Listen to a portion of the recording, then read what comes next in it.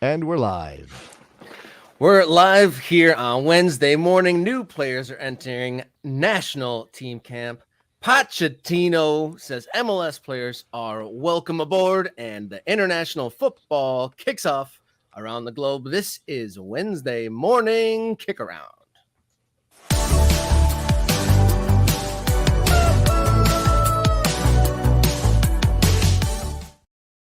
It is the morning of mornings here. How you feeling? Hope everybody's doing just fine. It is Wednesday morning, and you are tuned in to the Morning Kickaround, everyone's favorite game coming from everyone's favorite country. My name is Robert Kerr. The man aside me, Mr. Jason Davis. How you doing, sir? I'm not sure this is not a Monday. It's feeling very Monday-like around here, Robert. We're not. I don't think we're. I mean, we're going to do the best we can today, and hopefully it's a good show. And I think we've got enough to talk about that it should be. Let's do this. Let's go. We got the A team with a Monday morning spirit. Hello, let's get right into it. But first, if you want to get a hold of the show, hit us up on the social media, Kickaround on X and Instagram. If you want to write us a note, morningkickaround@gmail.com. And feel free, hit us up with comments and questions on this video. And this is an interactive show, so hit us up. We'd love to get interactive with you. So this time, let's do it. Let's head into Wednesday's long balls.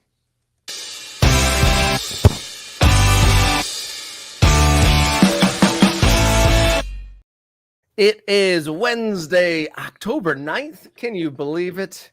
And we are on, you literally cannot believe it. We are on the cusp. We are on the cusp of the October international fixtures coming up. Teams have come into camp. There's been some changes here and there. So long ball number one, our new coach, new era is starting. Tanner Tessman, Zendejas, and Brandon Vasquez have been added to the United States roster. How does this affect the team, and how do you feel about the changes? Well, I mean, first, it's worth noting that they are replacing injured guys who are leaving the team, and that's not great. You know, you don't want there to be guys who can't play in this window, even if it's friendlies. Even if it is CONCACAF opponents that you know very well, because it's Pochettino's first crack at this as head coach. But yeah, with Balogun, Weah, and Cardoso out, now it is, as you mentioned, those three guys who come in, Tessman, Zendejas, and Vasquez. And I have things about each one of those players I like on some level, Robert. Tanner Tessman, I think, has played well in Italy. Now he is in France with Lyon. There is some question over what his status at Lyon is right now. I think if you're out there on the interwebs following Americans abroad, you will see that he got a start and then he didn't make the team the next week at all. Didn't make the bench, didn't get to dress, and that is concerning. I think there are some quotes floating around about Tanner Tessman that are hard. They're in French, and I'll admit I took 3 years of high school French, but I don't speak much of it. Un peu de français. Is that French for a smidge? It's French for something. It's French for a little tiny bit, I guess. This is the best I can do translation-wise. Tanner is experiencing something that others have experienced before him, and behind that, they scored, and played 90 minutes. So there is not necessarily a tomorrow for that. See, again, this is where the translation starts to break down. The idea is not to be in a logic of repression, but rather of performance. Even a player who has had a bad match, even a player who arrived late, even a player who has shown that he is not happy, we can expect him to have a good match the next one, and that is what we expect. It seems like Tanner got himself in trouble. Like, I don't know if Tanner was out past curfew. I don't know if Tanner, TP'd the coach's house or something. Like, I don't know what Tanner did and get himself in trouble. But it seems like something happened between a start and not making the squad that has led people to wonder what it might be like when he goes back. But getting a call for the national team is a recognition of his progress. Johnny Cardoso ahead of him, clearly, otherwise Tanner would have been in this team in the first place. But hey, you take your shot when you get your shot, and it looks like he's going to have one. Zendejas is a player who's confounding to me. I mean, he's very good on the ball. He's probably better through the middle.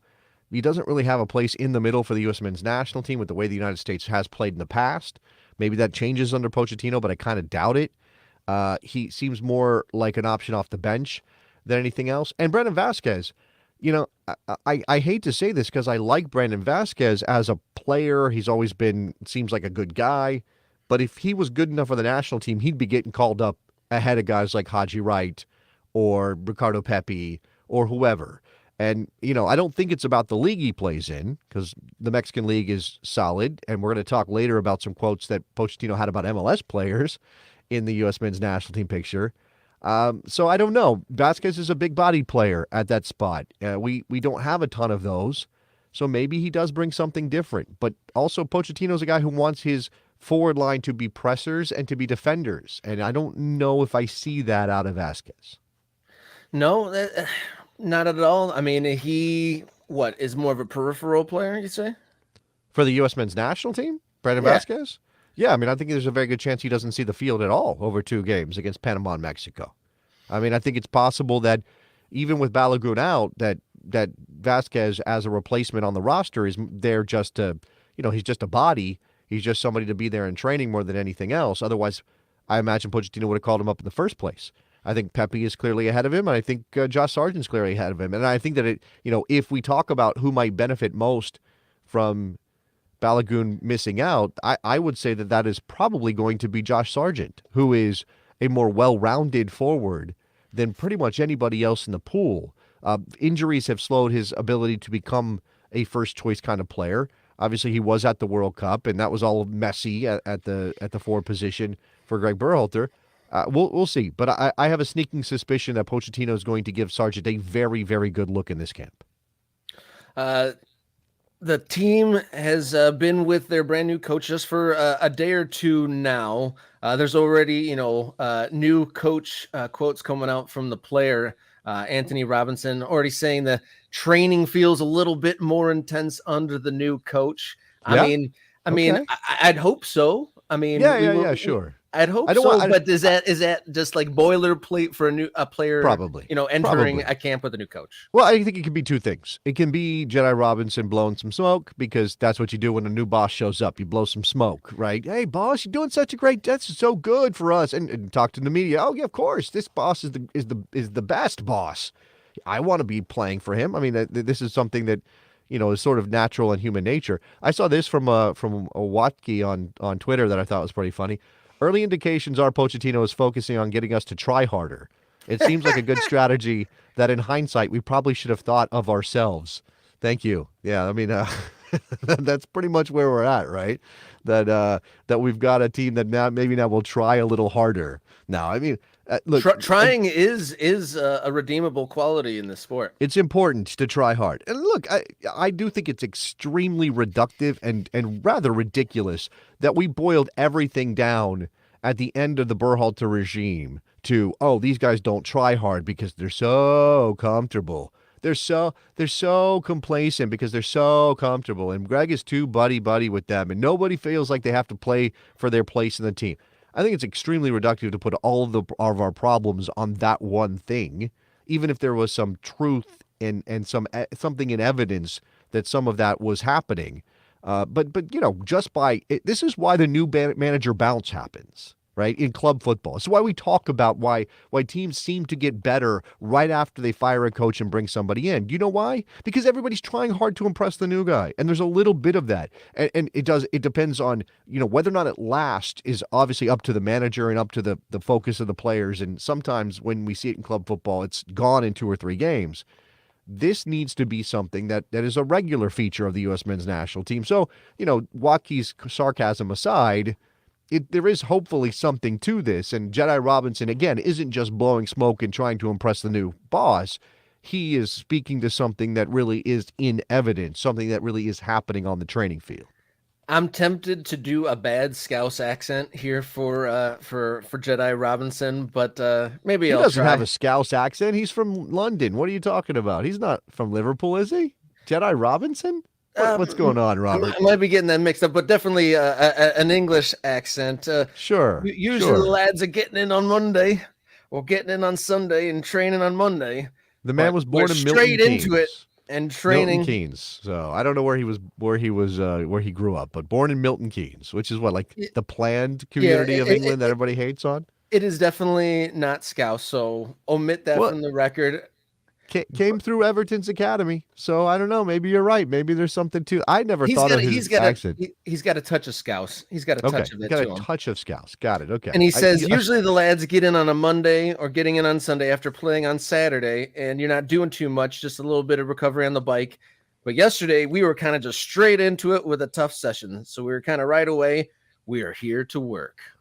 Okay. I mean, again, it's all boilerplate, standard operating procedure. New boss is in. You try really hard to impress him. He's got to, he's going to try to impress the players as well. Like he's going to try to put them through their paces so he can get a read on how they're going to respond to him. I mean, you don't have a lot of time here, right? This isn't a 3-week camp. You've got a couple of training sessions or a handful of training sessions before a match on Saturday in Austin against Panama.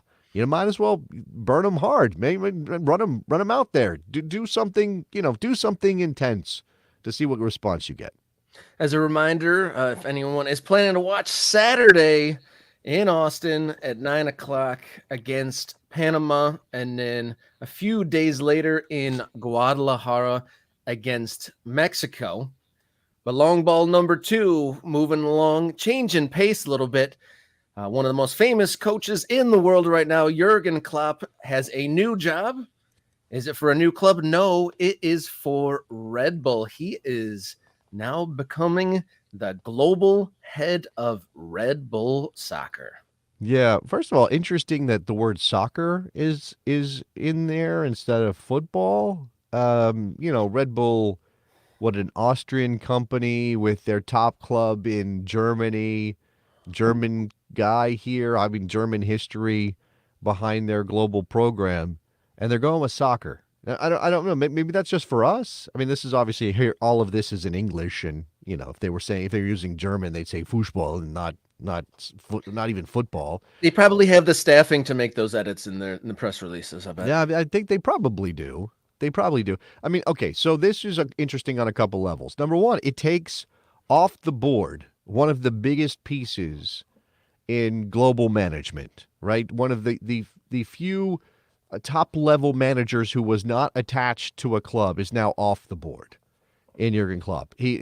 And this makes a lot of sense based on what we saw go down at the end of last season with his departure from Liverpool, that he seemed to be a guy who was just gassed, right? He was just done, cooked after managing in an intense environment like the Premier League for 7 years, having been at Dortmund, having made his way through the ranks of global management. We don't see a lot of guys sort of recognize that maybe, and this is also his personality, I think, right? Recognize that it's taking a toll. Obviously, they're from family concerns. So he, instead of going into another managerial position where he would just ratchet up that intensity again, because what clubs are Jurgen Klopp going to be up for? The biggest clubs on the planet, right? He decides to take over a global program with Red Bull. And that means that he is not going to have to do the day-to-day, week-to-week grind of trying to win matches. Like, it matters if Red Bull soccer clubs win matches for Jurgen Klopp's job rating. Like when he goes in and has his annual review and they sit him down, they're going to say, well, this club is doing well and this club is doing well and this club's doing poorly. And that will matter for him. But he's not the one in charge. He's not making the on-field decisions. He's not picking the personnel. He's not picking the lineups. So now he can just kind of sit back, big picture, and work in development. I want to develop, improve, and support the incredible football talent that we have at our disposal. There are many ways that we can do this, from using the elite knowledge and experience that Red Bull possesses to learning from other sports and other industries. I mean, it's a little sad for me because Jurgen Klopp on a sideline is such a feature of global football over the last decade, chomping the air and doing all the Jurgen Klopp things we know him to do. And now he's going to be be a suit. He's an Yeah. executive. I did find myself daydreaming. My family was actually talking about the new coaching hire at the United States men's national team, and I found myself daydreaming again what it would have looked like having Jurgen Klopp on the sidelines for the Americans, and how much excitement this gentleman can draw out of anyone. I mean, anyone who watched like Jurgen Klopp on Jimmy Kimmel Live would instantly fall in love and wouldn't be engaged. And that would have just been a beautiful thing. But I got to also step back and, give him his flowers that he's done so much and so well. He has his pick of any job. Well, and the fact that he can get a new job that starts at the beginning in January. How nice would that be to have a job offer where it's like, all right, in 2 months, get at it. Yeah. People are definitely interested in him taking the tour and coming stateside. Jersey Jurgen, that would be fun, right? When we see him at Red Bull Arena, perhaps, from Sean there in the chat. But there are, again, I'm of two minds. The human being says, good for Jurgen. Finding a job that is not going to burn him out, that he can still be involved in the sport. He can still have get his hands dirty on development, that he can have a direct impact on talent in on the global scene and in the global picture, and that means clubs in Brazil and the United States and Germany and Austria and all this stuff. On the other hand, it's like, dude, really, this is what you're gonna do? Like with all that talent, that managerial ability that you have, you're gonna go be a suit? You're gonna sit in an executive box somewhere when you do watch games? You're gonna be, big picturing it all the time. You're never going to get down and dirty. You're not going to be doing any tactical things. Like, there's nothing tactical here about the job, and it's strategic vision, Jason. Strategic vision. Yeah, I guess. I mean, the other part of it is too. He is now directly attached to the multi-club ownership scheme, which I loathe with a passion, which I think is destroying the game from the inside out. Like, I think this is an insidious thing that is happening with these global programs. And Red Bull's one of the older ones, so they kind of have bleeded into the background a bit, and you kind of forget about them. But they're because they're one of the older ones, they set the tone for this. It's why City Football Group and all these other groups with multiple clubs. I mean, didn't one just collapse? Didn't whoever was involved in Everton, 777 Partners, and somebody else, and then there's all these collapsing things. Like, we don't know if this is good for the game. I think it's probably bad. It certainly undermines the independence of various clubs that have, in some cases, deep history. And here Jurgen Klopp is going, "Yep, sign me up. I'm in for this." That sucks. Yeah, and a question or a comment from the chat. Apparently, Jurgen Klopp advertises a shady pyramid marketing insurance scheme in Germany, so it's not his first morally dubious money grab. No. Is he a milkshake duck? Did we just find out that Jurgen Klopp is milkshake duck? Oh, that's terrible. Do you know what milkshake duck is? Okay. No, learn me. There's a famous tweet from years ago, where it's like, milkshake duck is the the video of milkshake duck is taking the internet by storm. Everybody loves milkshake duck, and then a week later, we regret to inform you that milkshake duck is racist. Like, it's like, you always find out something bad. Don't ever hero worship, because it'll end poorly for you when you find out somebody does something like selling pyramid schemes. I don't know. By the way, I don't have that. We are not independently confirming what Urias Tosh is saying in the chat about the pyramid scheme, the insurance scheme that Jurgen Klinsmann apparently promotes and advertise, is a spokesperson for. But yeah. I mean, look, it's not great. I don't love it. It is a black mark against Jurgen for me. Even as I'm probably not going to hate the man as he goes off and, becomes a glorified what exactly? Like, he's a figurehead now. Like, he's talking about development, global soccer. What does that mean? He gets to fly between various cities and watch games, and then most of the time live in Germany where he wants to be. So, I mean, it comes down to and do you see him lasting long in a job where you use platitudes and, like I said, terms like strategic vision and Jurgen Klopp in my head. I'm ready for Jurgen Klopp to tell us that he needs to synergize. We got to synergize on the strategic vision. for the big picture, Red Bull Global Soccer.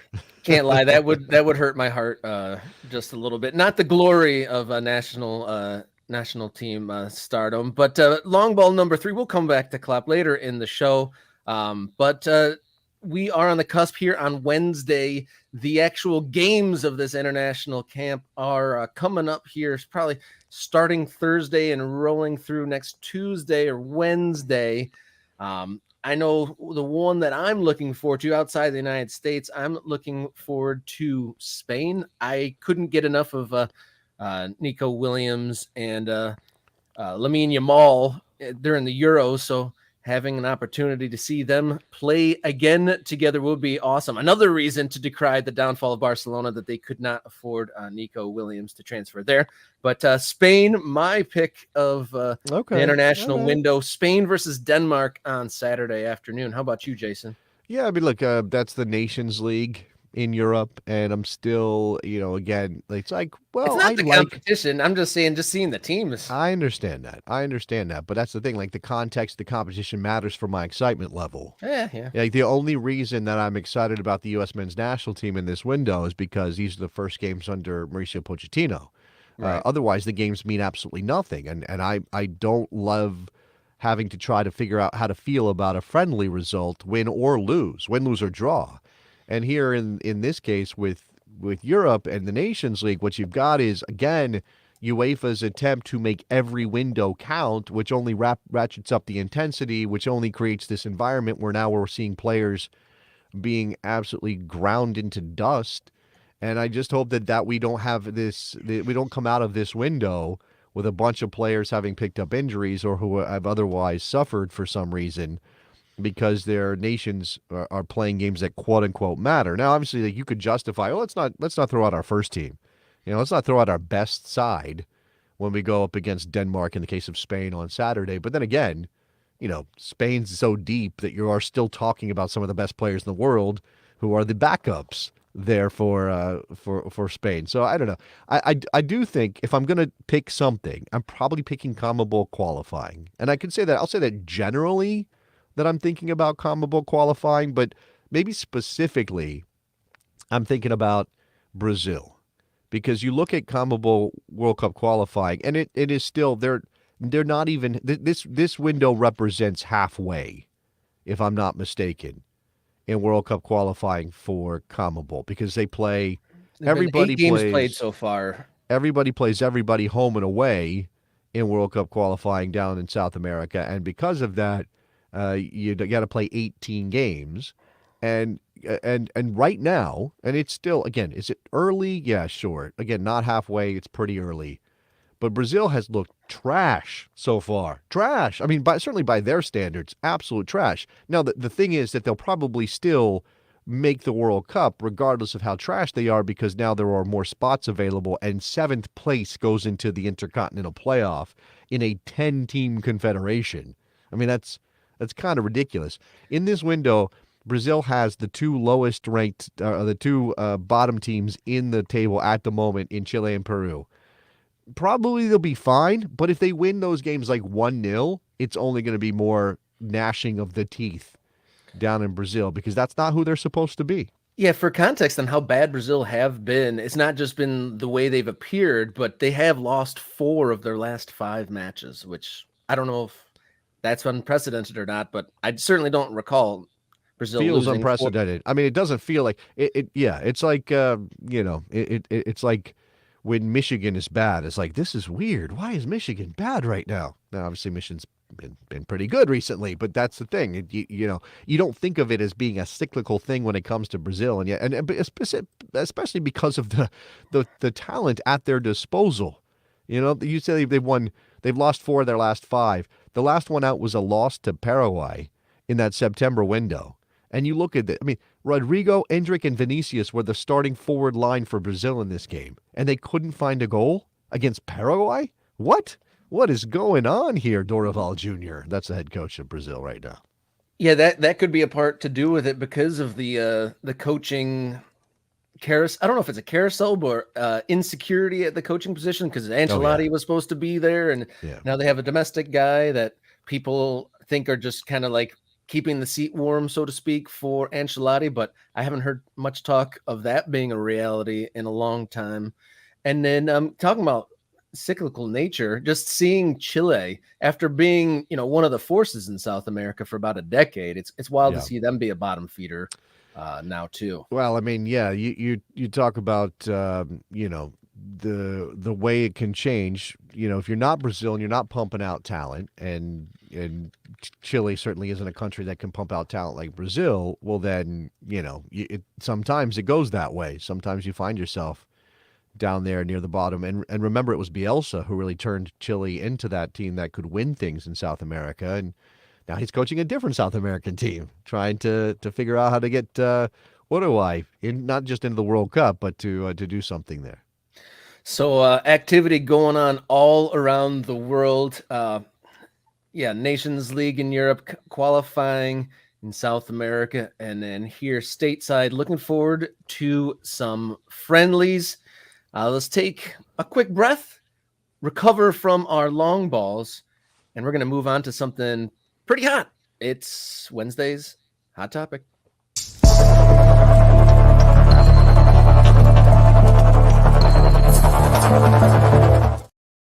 All right, Hot Topic here for Wednesday morning. We don't have any games to talk about yet for Mauricio Pochettino, but we do have some quotes from his press conferences to chew on. He touches on MLS players in the United States men's national team, a contentious issue amongst the fan base. Should should MLS-based players be included? What does he say here, Jason? So these are quotes from an interview he did in Spanish with CNN, dated October 4th.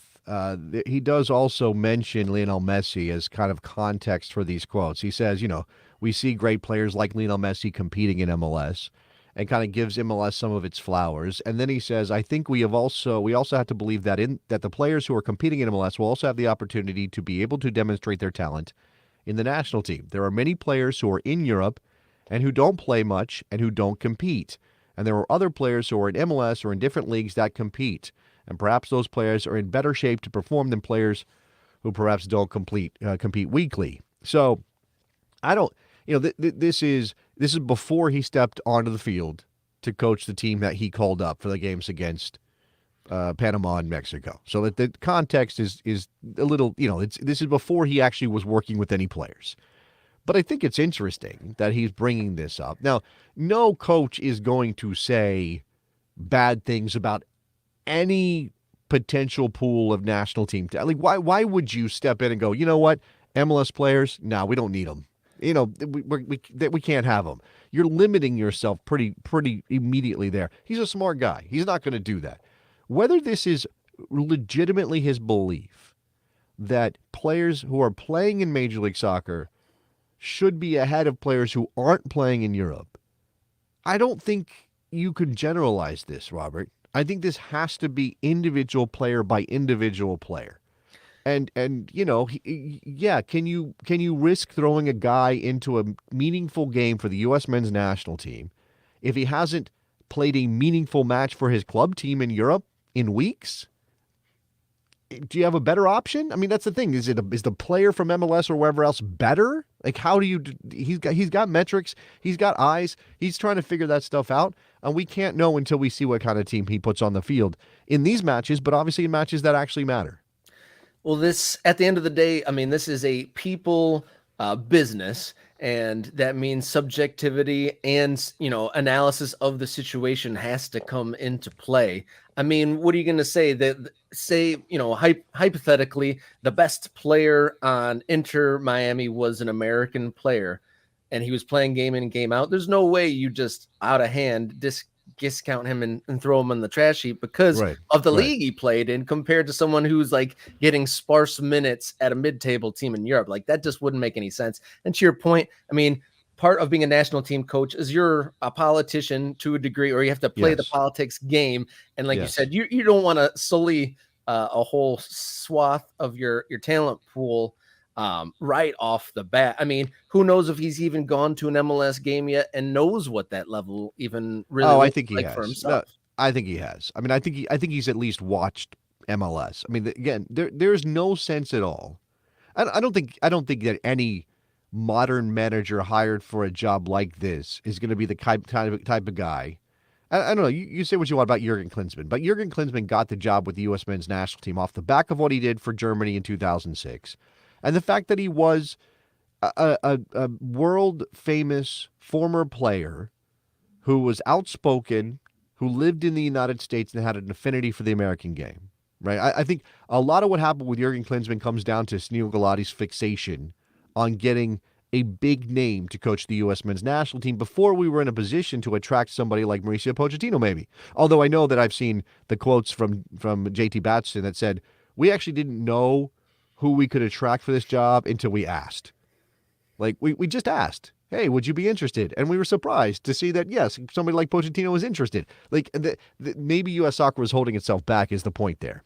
But in terms of this kind of thing, I mean, maybe Klinsmann didn't appreciate him. I don't know. I mean, again, Klinsmann said things about MLS that riled MLS up that also seemed to cause him problems he didn't need. And he didn't have to say those things. Whether he believed them or not, he's the coach. He gets to choose the team. He can say things like, oh, I don't think MLS is the right place for our players internally. He can send that message to his players internally and hope that they're not going to go spread it around media. He doesn't have to come out in the public sphere and say it. So Pochettino's not going to bash MLS. Now, he may also believe that the better place for players to be is Europe. But I think he's also giving that right appreciation for how playing time, how competitive minutes, not just training minutes, how competitive minutes matter for where a player is and their ability to contribute on any given day. But of course, there will always be exceptions. Like we don't have this as an example because of the injury, but we would have gotten a pretty good sense of whether or not Pochettino values Gio Reyna as a part of the first team for the United States, despite not playing for Dortmund if he was here. And I think he probably would have Gio Reyna in his starting lineup if Gio Reyna was healthy, regardless of his playing time at Dortmund, because Gio Reyna is a different level of player than anybody who might be getting minutes in Major League Soccer in a similar position. One of the reasons that I'm excited about Pochettino coming in is having no real prior relationships and not having as many interpersonal entanglements. And I'm sure there's advisors, whispering in his ear, like, who is preferred and who has history and this or that. But he doesn't have like his best friend from 30 years son that's in contention to be picked for the team. I mean, that's not as forefront here, which is exciting, but also I was hoping from our next hire, which we'll see if his job develops into that. I'm hoping that an outside hire would also help usher in a new era of it making a clearer path for the American domestic player, even to break into the MLS and be a contributor. There's also another practical reason for Pochettino to say something like this, and it's that we live in the era of dual national panic. I mean, he's going to be smart enough to know that not every dual national player is good enough for the U.S. men's national team, and so let's not get all wrapped up in chasing a player just because he's a dual national. But I think he also recognizes that what you don't want to send a message that if you're in MLS, you can't get into the U.S. men's national team, so you might as well declare for whatever other country you're eligible for.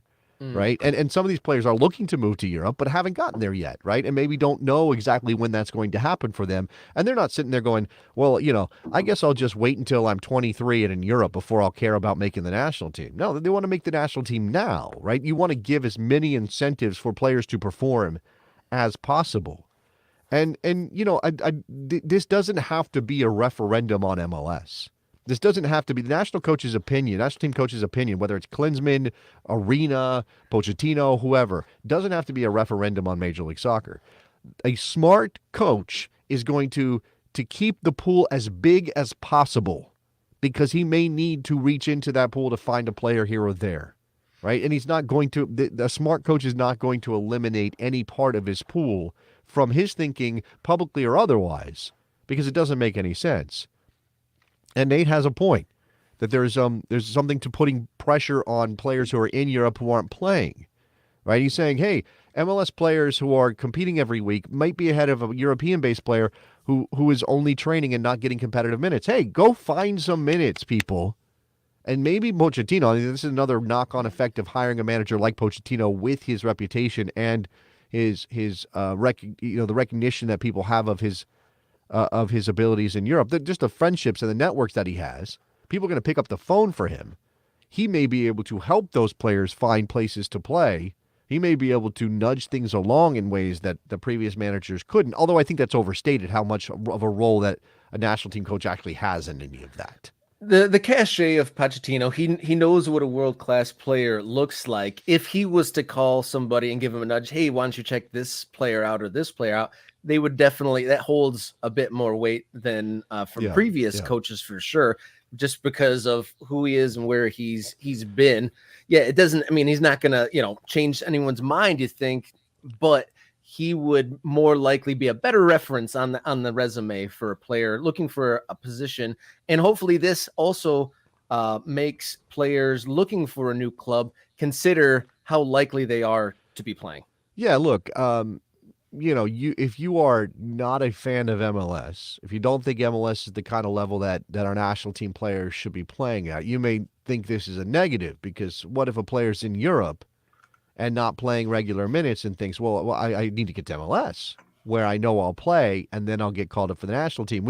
We have this thing that we're wrestling with in our fan culture of whether MLS is a place anybody should be playing if they want to be a national team, or whether we should be looking at MLS for national team players at all. Right? This has been a constant debate in the national team fan base, not just in the last 4 or 5 years, but well beyond that. But even and as MLS has gotten better, which is certainly interesting, that this is still a major thing, but it's taken on this very intense level of no MLS player should ever be considered for the U.S. men's national team. They just flat out draw that line in the sand, which is ridiculous, right? To eliminate everybody in MLS by saying the league's not good enough. Nobody from MLS should be called into the U.S. men's national team. They're automatically not good enough simply by virtue of the club they play in. That's insanity, right? That's poor management if you actually had that policy. And so I'm glad that Pochettino doesn't.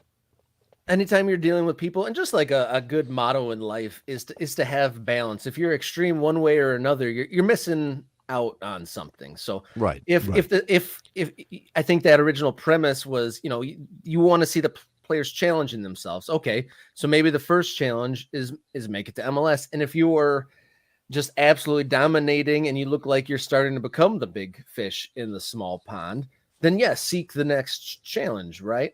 Right. It's a person-to-person situation. Well, that's the problem, right? Because we don't, as human beings, it's hard, and as fans, it's hard for us to talk in those terms, because it feels like you're not making a statement. You're not actually taking a stance if you say something like, well, it's player to player. Of course it is player to player, but that doesn't feel like anything. It feels like something to say no MLS player should be in the U.S. men's national team. That feels like something that certain people can agree with. So and certainly you can say Major League Soccer is not as good as name the top 5-10 leagues in Europe, and you'd be right about that, right?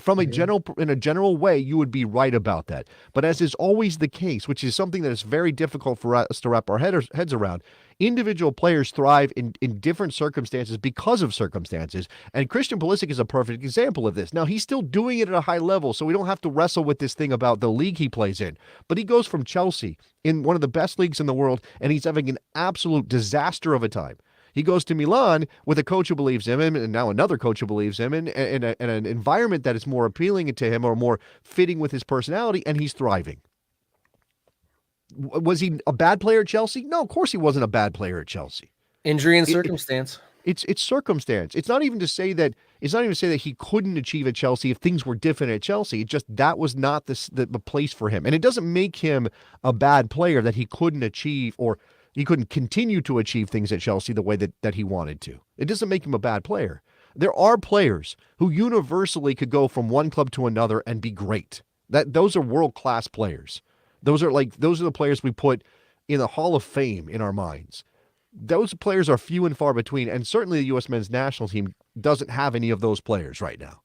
So you absolutely, as a manager, as a coach, have to be willing and open to anybody depending on what their situation is and how they're playing.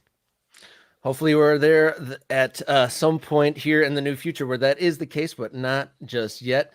If you'd like to throw your 2 cents in, leave a comment on the video, send us a message at morningkickaround@gmail.com, or hit us up on the social medias, Kickaround on X and Instagram.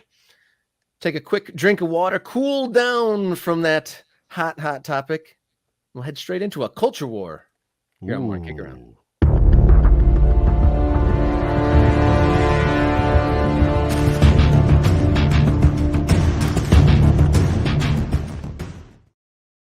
All right, the big news of the morning when we woke up was Jurgen Klopp taking a position, off the field position, ahead of global soccer for Red Bull, and that leads us into the conversation again of independent clubs versus networks of clubs, franchises scattered all across the world, such as Red Bull, and now one of the most beloved figures in football is sitting in a desk job for one of these conglomerates that's scattered across the globe.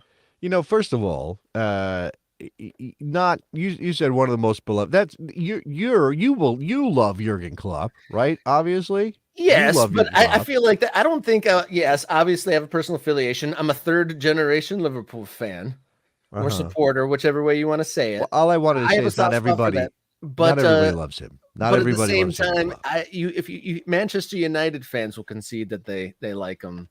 So no, that's not true. That's not true. City fans don't like him. Everton fans don't like him. As long as it wasn't Arsenal fans don't like him. Come on, they don't like him. Probably now that he's not on the bench against one of their rivals, I would say they would proclaim affinity for him, or at least a healthy respect. Okay, that's different. Okay, healthy respect, perhaps. The idea that, hey, I wouldn't mind that guy being my manager, but I hate him because he's not my manager. I agree with that. I do. Look, he is one of the big figures of world football. Like, if we made a top 10 list of not just, it could be anything, anybody, players, coaches, whatever, where would he be? He would be in that top 10, right? He'd be there with a couple of players. He'd be there with Lionel Messi still, despite, making the move to Major League Soccer. He would be in that list. Ancelotti would be in that list. There's a Pep Guardiola would obviously be in that list. So a couple other players, Mbappe perhaps. I mean, you could go down the list, right? Got the top 10 figures in world football. Jurgen Klopp is in that top 10, probably in the top 5 for a lot of people. Now, and he is really he has decided. That's lower. I'm surprised you didn't even push it to a top 3. He's not a top 3. Is he top 3? Is he? You think he's top? Well, now this is a different debate. Maybe he is top 3. I haven't really thought about this too much. I'm just trying to make a point that he is among the most well-known figures in the world's most popular game. Right? That's a statement. Which means I'm not saying he's one of the most famous people on the planet. That's like kind of different. Like, he's not Messi level famous, but anybody who knows anything about this game knows who Jurgen Klopp is. And he has decided that instead of doing the thing that we respect most when you are done playing, which is coaching and winning titles and being, and of course, in this modern era, we have turned the manager into the central figure, the protagonist of the story, even more than we have with players, right? We put the manager on a pedestal. Instead of doing that thing again in a different place, or maybe waiting another year and recharging the batteries and going back into trying to win trophies, he's going to go step aside and be part of this global conglomerate of clubs, as you described it. And it just, again, it brings up that problem, that issue, that question of the benefit of any of this, like whether I don't know that it's independent clubs versus conglomerates, because there's not enough conglomerates to be like, oh, well, it's this bad. But there certainly is this idea that, you strip identity from a team when they get gobbled up by a brand in this case, because Red Bull's a brand beyond even just a group of clubs, Robert. It's a brand. Yeah, there's five. For anyone that doesn't know, there are 5 Red Bull clubs: Leipzig, Red Bulls New York, Red Bull Bragantino, Red Bull Brazil, and FC Red Bull Salzburg. Yes, right. And by the way, in terms of what Jurgen Klopp has decided to do, Chase Lee says, leave super stressful day in, day out job and have a more relaxed life while still making globs of money makes sense to me. Absolutely. As a human being, I understand why Jurgen Klopp is doing this. Like if I could follow in Jurgen Klopp's footsteps, you'd think I wouldn't do that? Does anybody want to give me a job as head of global soccer for a conglomerate backed by a company like Red Bull? I would sign up, or I would consider it. Right? Of course, everybody would. Any job where you're going to make a lot of money and you don't have to start for another 2 months, I would love. But this is the thing, though. Again, we don't judge him just as a person. We judge him as Jurgen Klopp, the successful football manager. We judge him as Jurgen Klopp, heavy metal football guy. We judge him as Jurgen Klopp, this incredibly emotional character. He is a character. He's the star of a movie that we watch every week, or he was. And now he's kind of going to become like the executive producer off screen somewhere. Like, we're never going to see him. I mean, we'll see him. Maybe he'll give an interview here or there about how it's going at Red Bull Soccer, but we're not going to see it. And again, this is, can I blame the culture of these global football groups for stealing away somebody like Jurgen Klopp? He might not have managed. He might have been burnt out, and he might just not have done anything or done something else, or maybe, coached a youth team somewhere. But this feels like another example of this consolidation that is happening with these groups, stealing away some of the drama and the joy that the game gives us. Yeah, so that gets at the heart of culture war here. I mean, what is better for the game? Independent clubs or clubs that are offshoots of a global brand, really? Yeah, I find it hard to believe anybody would say, outside of those global brands and those football groups, that independent clubs aren't better. Now, the world has changed so much over the course of the last 15 years or so in terms of how clubs are run, who is interested in owning clubs. I mean, we this week, it wasn't one of our topics for the day, but I'll try to pull it in here. This week, a tribunal made a decision about one of the rules regarding PSR in the English Premier League, because Manchester City, of course, is facing 100 and something charges of violating PSR rules. And one of the things, and this is kind of unrelated to those charges, those have not been adjudicated, but what happened was this tribunal was reviewing a rule that City was challenging. And that rule was basically like, the Premier League can't reject or say it's invalid for an entity connected to a club to give the club money, right? To pay as a sponsor into the club. So in the case of City, it's something like Etihad Airlines giving City money for shirt sponsorship when those two companies are basically owned by the same people, right? They're associated. Mm-hmm. And City's like, well, that's not fair. You can't tell us we can't do this when, we don't know what your process is for determining what fair value is and all this stuff, right? And then again, this is just another example of how we are separating the fans from understanding how our clubs operate. And I was thinking within this context, we fetishize, we romanticize the idea of community-run clubs, right? And that's why they call them clubs in the first place. I mean, that's why we get into this debate about are MLS teams clubs? No, they're franchises. Somehow those things are mutually exclusive.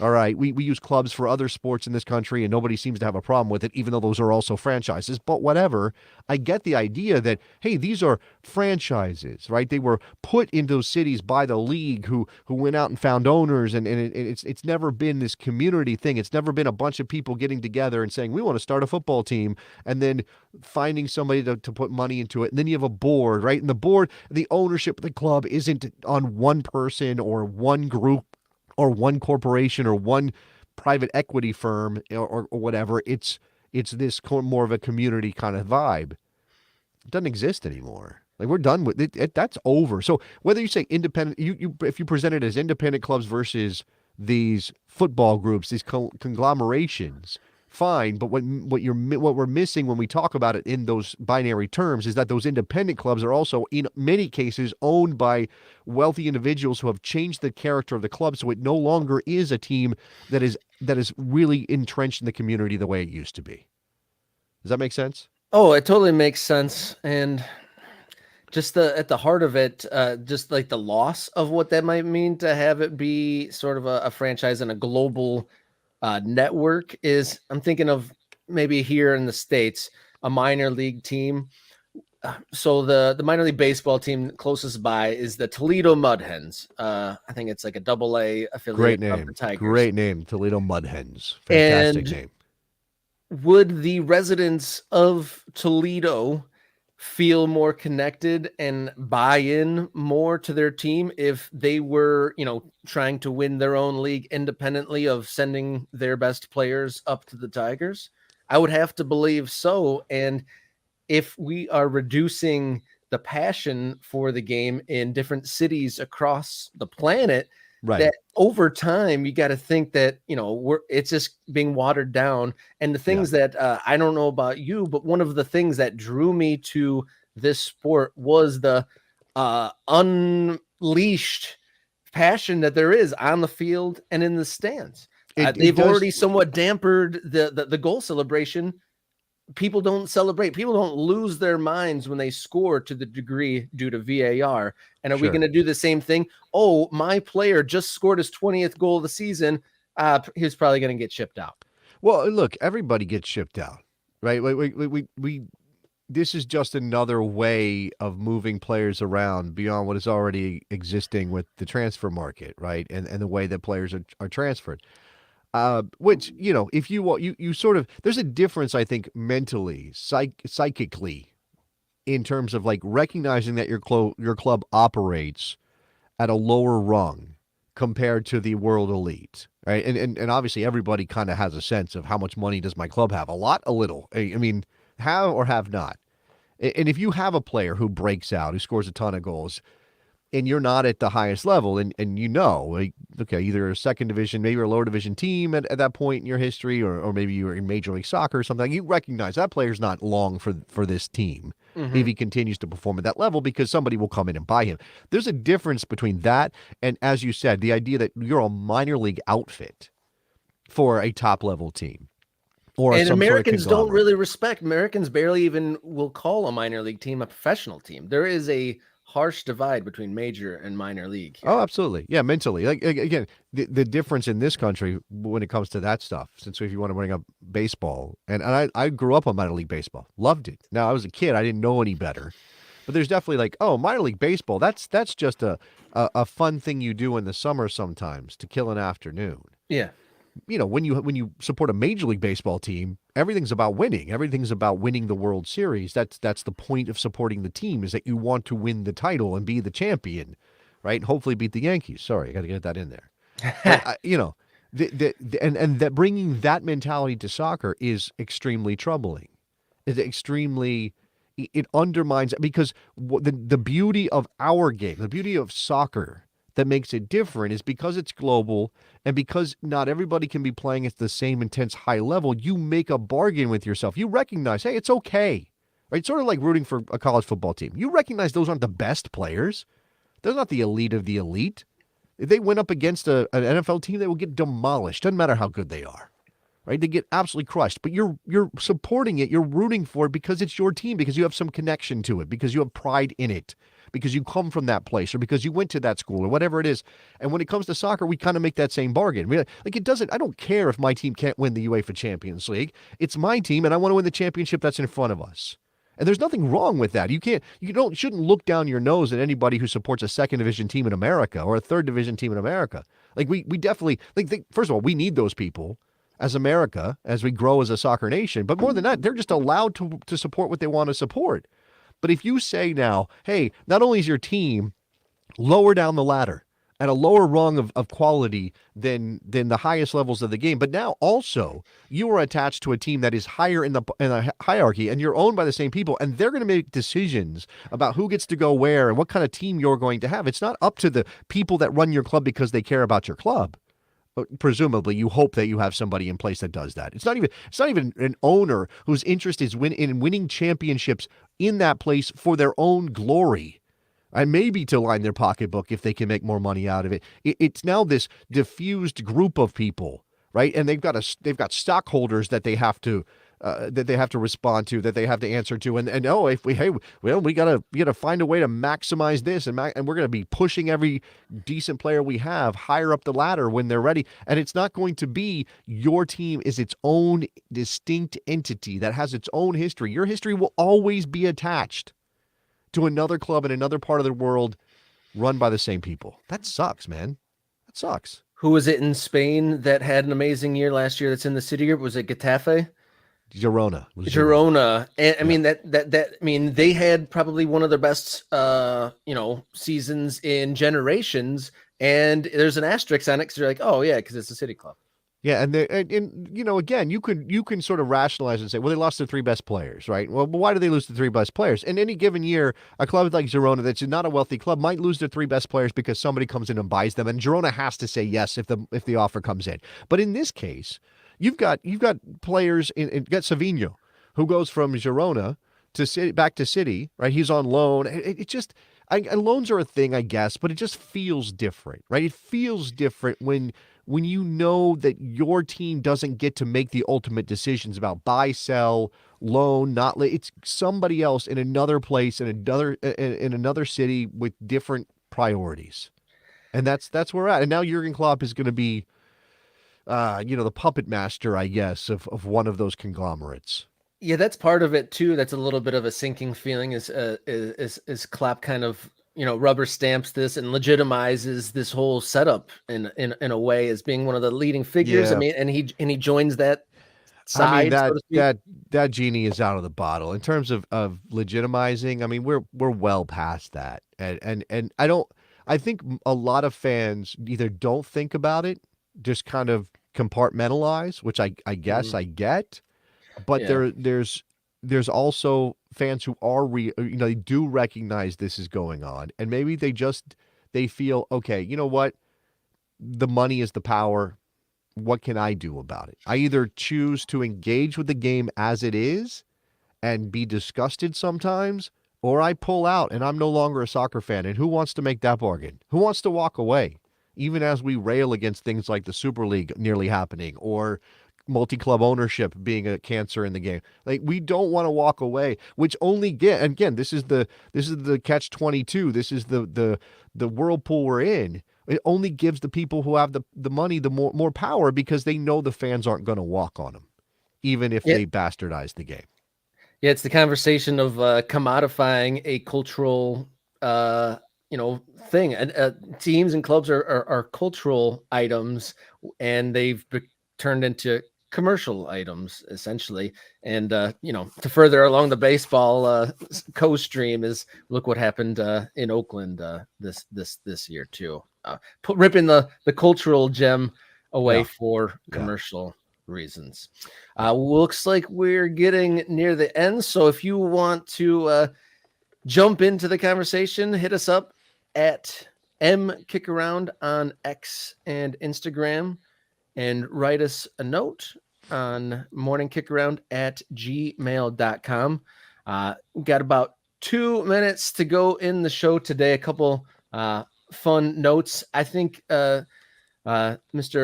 Louis Villanueva has a good comment. What does a Luna have to do to get called into a team? Diego Luna of Real Salt Lake. That's what we're talking about. Yeah, good question. What does he need to do? Didn't get called into the Olympic team, and isn't a part of this team for Mauricio Pochettino. After there being forwards replaced in the lineup. My guess here, Luna is if he does fit into what we think of as the national team. Again, we're waiting to see what's going to happen with Pochettino in terms of how he adjusts this team. But I think he's talked about 4-2-3-1. 4-3-3. Those are similar formations. Again, individual responsibilities might be different, but I think Diego Luna right now looks like something of a luxury player in the national team setup, and that's unfortunate. I think he's obviously very talented, and I would love to find a coach. I would love to see a coach try to get him a role. Uh, he still has time. Like I don't want this to become like, oh my God, the world is so against Diego Luna, and it's never going to happen because all these coaches are so mean to him. He's got time to figure it out. I think also as the team develops, hopefully under Pochettino, and there becomes more room for an expressive player like Luna, he might get a call up. But if we're talking about like what you need to get done right now to be competitive, I'm not sure there's a place for him in the setup for the U.S. men's national team.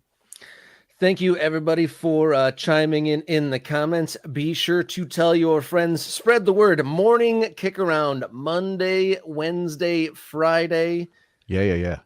It's been this whole thing, Robert. I just want to mention this because I know people are keeping an eye. We're doing this three times a week. It's been a long time since I've been on camera consistently, doing a show like this.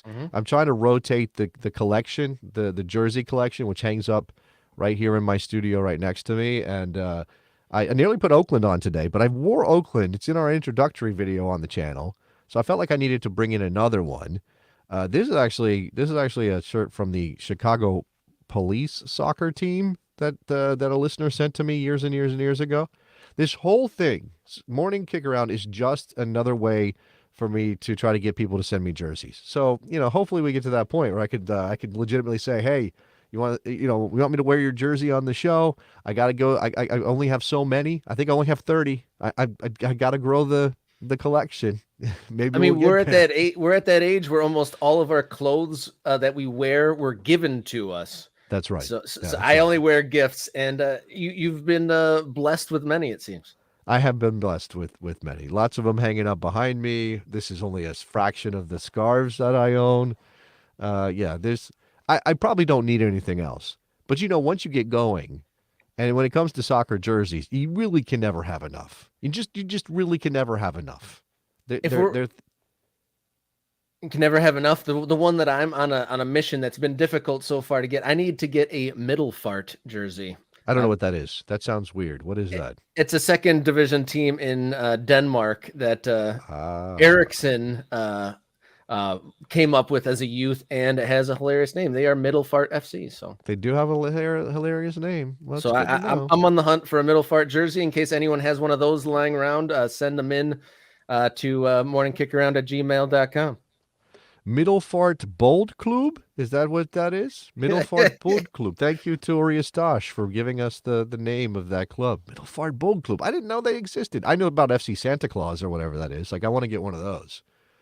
Got to get one of those. All right, I know we're wrapping up. I also want to just, again, you already mentioned, tell somebody. Like, that's the right now, that is the slogan, the motto of the show. Tell somebody about Morning Kick Around. Tell somebody that we're here live Monday, Wednesday, Friday. Please subscribe to the channel. I think we're creeping up, but we've slowed a bit. Got to get more subscribers over there on the channel. Morning Kick Around on YouTube. Again, I know some people might be watching us right now on the Best Soccer Show channel on YouTube, but as soon as we're done, go find Morning Kick Around on YouTube. Very easy to find. Rooster and a soccer ball. You'll know you're in the right place. Hit subscribe. Help the show. That's the way we're going to grow this thing and be able to keep this thing running and grow this thing. And that's Wednesday's Morning Kick Around. Enjoy your soccer, and we will see you on Friday.